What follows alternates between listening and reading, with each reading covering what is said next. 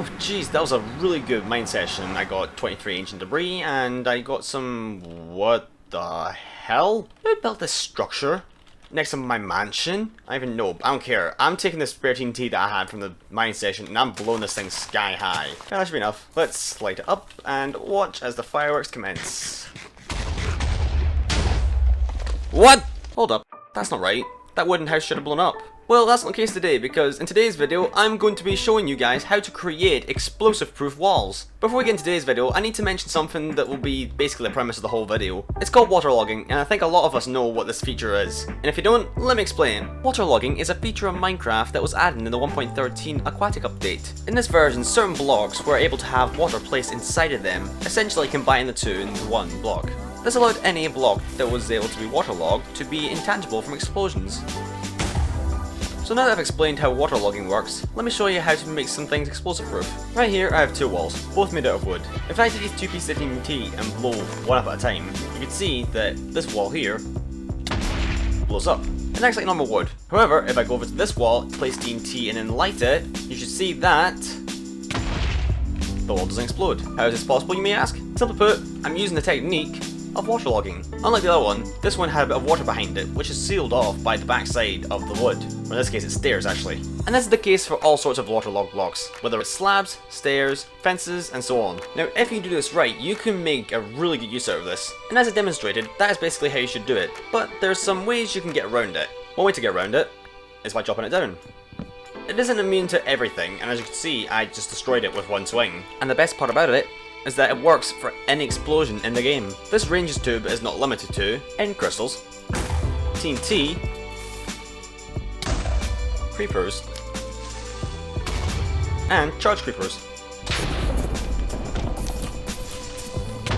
Like I said, this is not a limit, and just for the proof of it, this wall is, as you can see, waterlogged. Now, like I just said, people can just come up to the wall and chop it down with an axe, or mine it with a pickaxe, depending on what material it is, but there are ways to get around that, but it involves a bit of redstone. Let's say I'm a bandit, or I'm your friend that wants to destroy a house. I come up to your house with an axe, and I want to destroy a wall. To get out, and...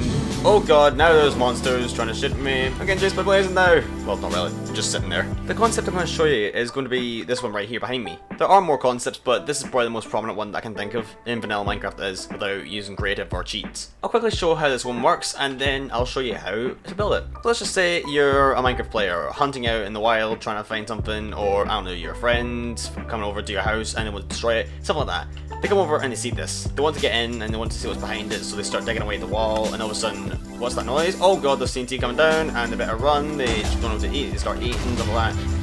It basically acts as a defense mechanism. Of course, this isn't foolproof because the TNT can just blast you away, but this is just an idea of what I can show you. You can use potions, arrows, etc. Unless you're in creative, then you can use things like spawn eggs for spawning mobs. But for further ado, let me demonstrate how to construct this thing.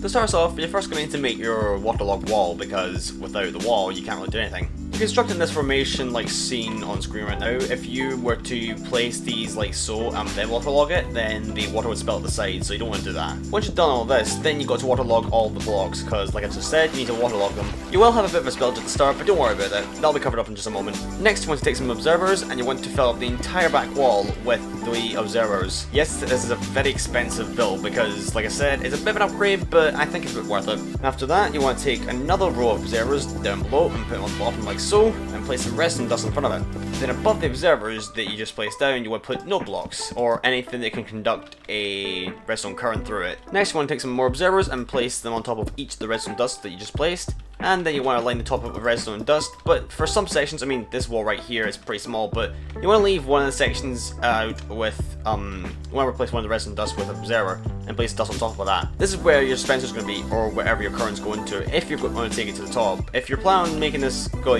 somewhere else, trigger an alarm, or do something out on the front instead of up here, then I don't know, well, I'm not saying I don't know how to do it, but like I said, I'm not really trying to get this video to be insanely long. So I'm only going to be showing this concept today. I might show some more in the future, but that'll be up to you guys. If you want to see more of this kind of stuff, then subscribe and turn notifications, because along with this stuff I also do Smash Brothers, Splatoon, and Among Us. Parents, back to the build. Once you've got in this section done, you'll want to take, well in this case I think, yep, you want to take a dispenser and place it right up front and place a bit of dust on top of that. And in case you're doing a TNT strat, so if you had TNT in the dispenser, you would take a bit of water and stick it on front of the dispenser. That way when the TNT comes out, it'll flow down to the bottom. And then finally, once you've done that, you want to take a bunch of resin dust and line the backside with, on top of the no blocks with dust. And once you've done that, no matter what section of the wall you hit,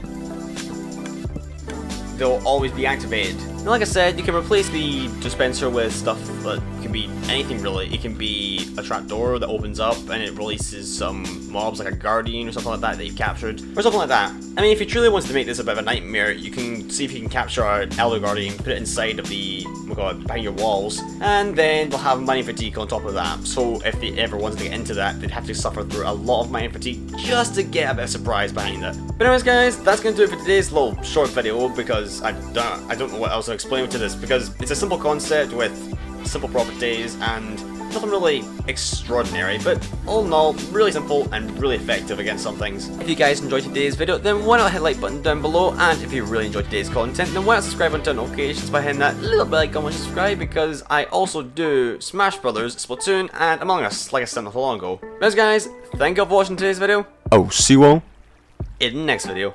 Bye bye!